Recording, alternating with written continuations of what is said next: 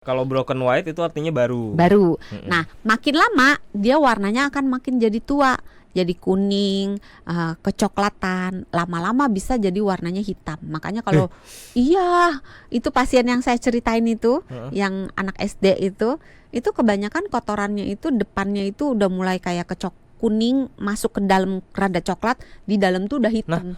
Dan kalau kita tarik begitu saking kerasnya, kalau dokter kan ada alat buat nampungnya yang biasanya dari kayak metal gitu, kayak stainless steel gitu. Kalau kita taruh bunyi ting gitu kayak benda padat kayak ya batu. ampun, kayak padat ya. Oke.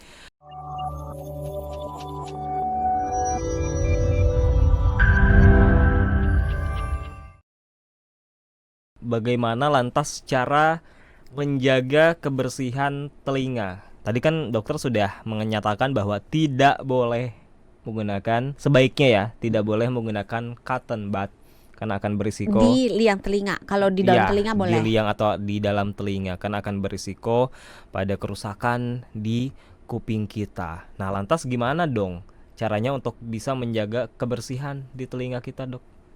Dia self cleaning nggak usah dijagain, yang harus dijaga hanya daun telinganya. Tapi memang pada beberapa orang kotoran telinganya itu diproduksi banyak banget, diproduksi keras banget. Nah, pada orang-orang tersebut memang dianjurkan untuk ke dokter THT setiap mungkin 6 bulan sampai 1 tahun, tergantung berapa banyaknya kotoran telinga yang ada, untuk dibersihkan. Tapi kalau misalnya mau mencoba sendiri di rumah, seandainya ingin membersihkan telinga, gunakan cara yang lebih aman. Jadi jangan masukin benda-benda tajam atau benda-benda keras ke dalam telinga, tapi bisa membeli cairan pembersih telinga di toko obat ada, di apotik ada, di rumah sakit ada gitu. Nah, dengan meneteskan cairan tersebut, maka kotoran telinga akan jadi lunak. Nah, dengan dia lunak, dia biasanya jatuh keluar sendiri, mungkin pas kita tidur atau kita mandi gitu, atau kita lagi beraktivitas, dia akan jatuh baik disadari maupun tidak disadari oleh orangnya. Itu bentuknya cairan, jadi kayak kita meneteskan aja kayak gitu tetesin ya? obat telinga gitu. Iya. Nah, kadang-kadang sekali ditetesin nggak mempan, mesti 2-3 kali diulang-ulang supaya si kotoran telinganya itu lunak dan bisa keluar sendiri.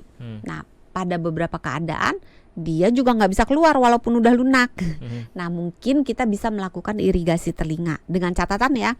Jadi sebelum kita meneteskan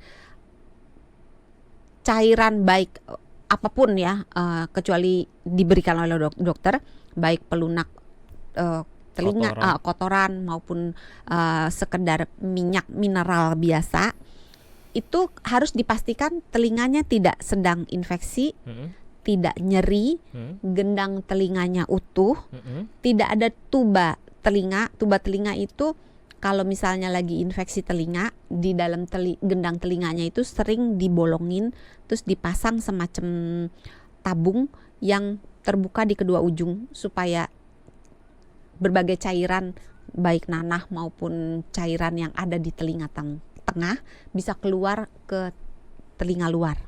Nah, kalau tidak ada tuba telinga, gendang telinga utuh, tidak ada nyeri, tidak ada nanah atau cairan apapun yang keluar dari gendang telinga, dari liang telinga, maka boleh dicoba melakukan tetes telinga pelembut kotoran.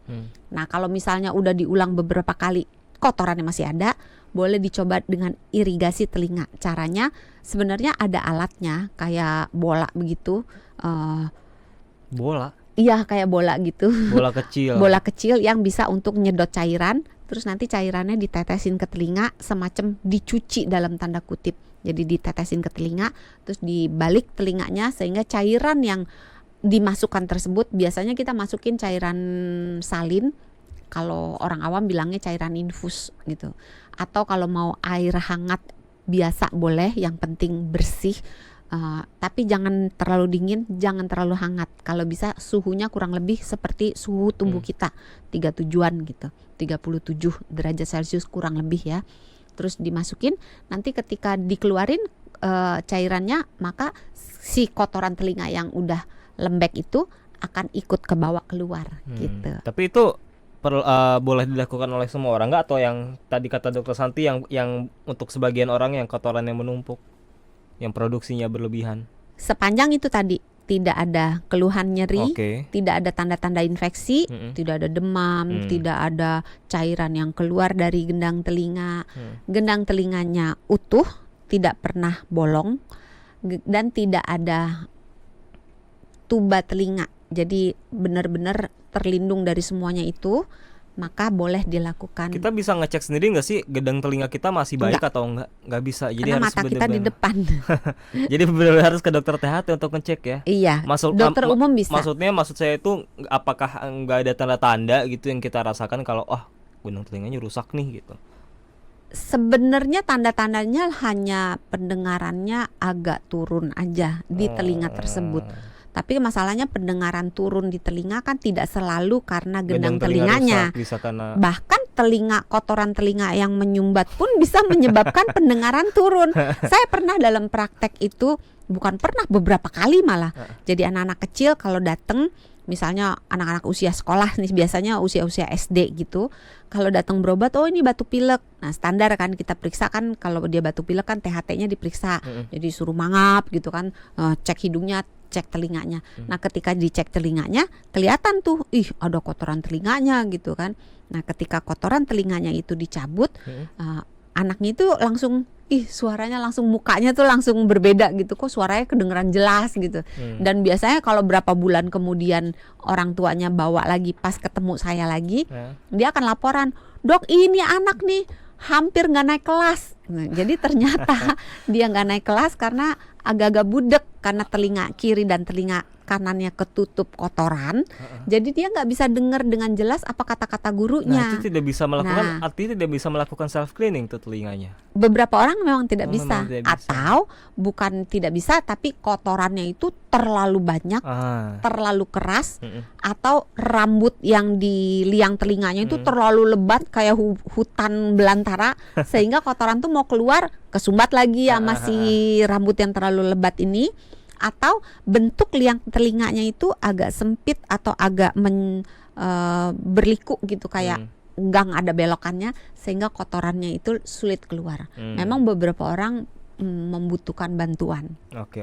Nah sekarang kita ke pertanyaannya ya, yang sudah disampaikan oleh sahabat Sonora. Yang pertama ada Ronaldo Suro. Selamat malam dokter, saya mau bertanya nih, lubang kuping saya itu sering gatel. Nah, tapi setelah saya mengambil Catbab itu apa, Dok? Cotton bud mungkin ya, typo ya. Saya pikir ada istilah lain mungkin ya. Tapi setelah saya mengambil cotton bud untuk membersihkan lubang telinga saya, ternyata tidak ada kotorannya. Biasanya saya korek lubang telinga warnanya kuning. Nah, ini malah tidak ada sama sekali. Tapi sering gatal katanya. Izin dokter, penyebabnya apa ya? Iya, selamat malam kepada Bapak Ronaldo Suro. Terima kasih atas pertanyaannya. Ini pertanyaan yang sama kayak diajukan oleh, pantesan dia diem-diem ae gitu kan, ternyata udah tahu jawabannya nih Mas Sony. Jadi yang dialami oleh Mas Ronaldo Suro ini gatal yang terjadi kemungkinan karena over cleaning yang tadi kita ceritain. Jadi terlalu bersih, jadi dia bersihin sehingga selaput yang harusnya melindungi liang telinga itu jadi jadi habis gitu. Si lapisan anti mikrobanya, lapisan anti jamurnya jadi terkikis oleh tindakan over cleaning itu, atau karena rambutnya itu rusak, atau karena kulit di sekitar liang telinganya itu menjadi sensitif karena dikorek lagi gitu. Akibatnya jadi tambah gatel. Makanya ketika dikorek pakai cotton bud dia nggak nemu apa-apa. Terus terkait dengan kotoran telinga, warna kotoran telinga itu beda-beda. Beda-beda. Oh, menarik ini nih. Tergantung jadi turunan sama kayak siapa gitu. Sama kayak air urin turunan ya. Siapa? Iya. Air urin kan kalau warna-warnanya tiap warna ada artinya. Ini juga ada artinya warnanya. Biasanya kotoran telinga itu kita bagi jadi dua macam, kotoran yang telinga yang basah maupun yang kering. Kalau orang Asia biasanya kering, tapi kalau orang Eropa, orang Afrika biasanya basah. Nah, kotoran telinga biasanya menggambarkan umur kotorannya. Udah ada berapa lama dia di dalam telinga. Iya, jadi nggak usah ditanya KTP-nya, lihat aja warnanya gitu. Biasanya ya, kalau dia warnanya agak putih yang broken white atau off white gitu ya, yang putih-putih gitu, itu kotoran telinga baru Loh, terbentuk. Gimana Tapi caranya kita tahu kalau warna cotton bud aja putih? Kan nyaru jadinya. Cotton bud ada yang hitam. Kan nggak boleh masukin cotton bud. Oh iya. Jadi kalau kita jatuh gitu, pernah nggak sih? Coba deh sahabat Sonora, Saya nggak kalau yang pernah loh. pernah, kadang-kadang pernah berasa, ih kok kayak ada yang jatuh, kaget gitu. Ketombe Terus ada, taunya. nggak tahu ketombe, bukan dari kuping, salah gitu, dari kepala. Bentuknya gitu. apa sih itu kalau keluar Mirip sendiri? kayak ketombe. Mirip. Tapi tergantung sih, kembali lagi tergantung kotorannya itu jenisnya yang kering atau yang basah Nah. gitu. Nah kebanyakan orang Asia itu kebanyakan kering. Nah, kalau broken white itu artinya baru. Nah makin lama dia warnanya akan makin jadi tua, jadi kuning, kecoklatan, lama-lama bisa jadi warnanya hitam. Makanya kalau iya, itu pasien yang saya ceritain itu, yang anak SD itu kebanyakan kotorannya itu depannya itu udah mulai kayak kuning, masuk ke dalam rada coklat, di dalam tuh udah hitam. Dan kalau kita tarik begitu saking kerasnya, kalau dokter kan ada alat buat nampungnya yang biasanya dari kayak metal gitu, kayak stainless steel gitu. Kalau kita taruh bunyi ting gitu, kayak benda padat kayak Ya batu. ampun, kayak padat ya. Oke. Saya itu pernah sekali waktu kan saya menggunakan cotton bud ya. Mulai sekarang saya tidak akan. Kalau dulu Terima kan kasih. terima kasih. Sama-sama. Saya sekali waktu udah lama nggak pakai cotton bud ya, katakanlah 2 minggu 3 minggu lah. Habis itu pakailah cotton bud. Terus hartanya banyak. Bukan banyak. Warnanya itu kecoklatan oranye gitu. Ya itu kotoran Artinya yang sudah lama. Udah lama. Nah, itu kan berarti kalau ditarik kesimpulannya dengan bahasan sekarang, artinya si telinga tidak melakukan self cleaning sampai-sampai si kotoran itu lama ada di telinga karena warnanya udah kemungkinannya itu bisa, atau kemungkinan kedua itu sisanya yang belum keluar. Jadi yang di luar, yang di depan-depan itu udah keluar. Atau kemungkinan ketiga terlalu sering pakai earbud. Earbuds. Oke. Yang kalau kita kan zaman sekarang sering tuh yang pakai Bluetooth, yang headset nggak tanpa pakai kabel ya. headset gitu kan, yang pakai kabel juga sama, sepanjang dia bentuknya kecil, dimasukkan ke dalam liang telinga. Alat bantu dengar juga sama. Jadi orang-orang yang sering pakai earbud, sering pakai alat bantu dengar, itu berpotensi kotoran telinganya itu terdesak ke dalam dan dia menimbulkan resiko kotoran telinganya ini menjadi menggumpal, padat dan sulit dikeluar sendiri. Bisa karena dia makin kedosok. Iya, kedorong lagi musik gitu. Tekanan ya kan. Dia kan ngasih tekanan. Lebih ke bendanya sih. Bendanya. Karena bendanya kita masukin, berarti kan yang tadinya dia udah depan pintu, udah mau jatuh dikit lagi, dimasukin dimasukin earphone, masuk lagi dia ke dalam. Gitu. Dan orang-orang itu jarang yang membersihkan earphone-nya.